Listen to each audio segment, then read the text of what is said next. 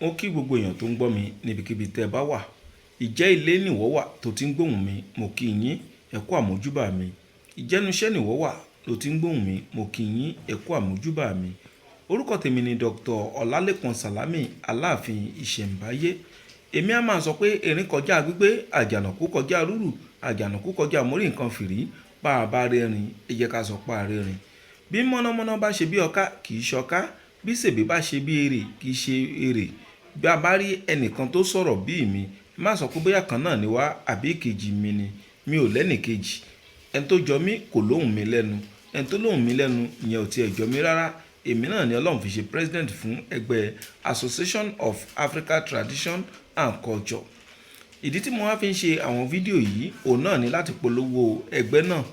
Ẹgbẹ́ tí mò ń dárúkọ yìí òun ni ẹgbẹ́ ta kóra wa sí àwọn ọmọ Yorùbá. Wípé ní tí àwọn baba ńlá wa ń ṣe láyé àtijọ́ ká má jẹ́ kó parun. Àwọn ògùn ìbílẹ̀ àwọn baba ńlá wa ká máa gbé lárugẹ. Ìwúlò ẹgbẹ́ náà ni pé tó bá ṣe pé ògùn bà, ẹyọ kan péré ni ìwọ mọ̀. Tó bá darapọ̀ mọ́ ẹgbẹ́ náà, wàá rí èèyàn tó mọ ògùn bà bóyá bíi 10. Wàá rí ẹlòmíì tó ṣe pé 3 ló mọ̀.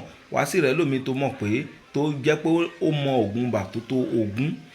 Kálukú máa fi kọ́ra wọn pé irú eléyìí lèmi mọ̀, irú eléyìí ni ìwọ mọ̀.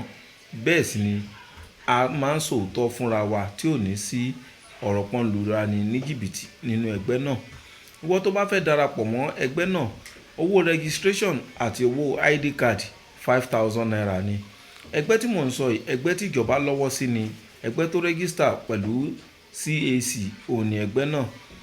Ìwọ tó bá fẹ́ darapọ̀ mọ́ ẹgbẹ́ náà, ẹ kàn sí mi lórí WhatsApp number mi 08028565188. Iṣẹ́ kan ni mo máa fẹ́ kí a jẹ àǹfààní ẹ̀ lénìí. Iṣẹ́ náà òun náà ni pé bí ọkùnrin bó bá ń wá ìyàwó, ọ̀pọ̀lọpọ̀ èèyàn á máa wò pé bọ́kùnrin bá ń wá ìyàwó kó pe obìnrin, àìmọye obìnrin ló pọ̀ níta. Ọ̀ ń tàn ẹni o, ìwọ bọ̀dá tán bá sọ fún pé àìmọye obìnrin ló pọ̀ níta. Obìnrin ò pọ̀ níta, ẹni tó ń wá láàánú ló pọ̀ níta. Ọ̀pọ̀lọpọ̀ obìnrin tó máa gbọ́ pé ó ń wá ọkọ, aláàánú lọ́pọ̀lọpọ̀ ń wá, wọn ò mọ bó ṣe máa pè é, náà ṣe ń pè lọ́kọ. Ọkùnrin tí ò bá lówó lọ́wọ́ kò sóbìnrin tó fẹ́ fẹ́. Ṣùgbọ́n ìwọ tí ó jẹ́ pé ìrọ̀rùn lórí ìyàwó ò lè mọ yìí ìta ń sọ. Ọ̀pọ̀lọpọ̀ ọkùnrin ló ti wọ 40, ló ti wọ 45, ló ti wọ 50 tó sì jẹ́ pé kò fẹ́ yàwó rí, bẹ́ẹ̀ ni kò bímọ rí, tó sì jẹ́ pé spiritual problem òun ló ń dà wọ́n láàánú. Mi ò sọ̀rọ̀ ọkùnrin tí ò lè dápọ̀ obìnrin. Mò ń sọ̀rọ̀ ọkùnrin tó ṣe pé ó lè mú obìnrin kó pè é, kó bá sọ̀rọ̀, ṣùgbọ́n nǹkan kan ń dààmú ọkùnrin náà tí ò ní jẹ́ káwọn obìnrin náà gbà. Iṣẹ́ tí mo wá fẹ́ fún wa yìí, ìwọ ọkùnrin tó bá ṣe pé ó ti pẹ́ tó ti ń wáyàwó àbí ó ṣẹ̀ṣẹ̀ ń wá, ó yá wá nǹkan fìdílé àbí kò fìdílé nǹkan kó máa bá mi ká lọ. Láyé àtijọ́ tí ọkùnrin tó bá ní ìṣòro pé ó ń wá aya, ó ní ọgbọ́n táwọn baba ńlá wa tán máa ń lò. Ewé kan wà tán máa ń pè ní ewé ẹmọ́ abóròdéfẹ̀. Tán bá ti mú ewé yìí, wọ́n á gun ákúná dáadáa àbí kán lọ kó kúná. Wọ́n á wá mú ìyèré, iyekíye kò níye, ṣùgbọ́n kó má pọ̀ rẹpẹtẹ. Á lọ papọ̀ mọ́ ewé yìí. Tá bá ti lọ papọ̀ mọ́ ewé yìí, á wá fi ṣe àgùntàn tí ò tí ì dàgbà púpọ̀. Á fi ṣe lépo níyọ̀. Tá bá ti ṣe, á ṣe ní àsèjẹ, á wá jẹ.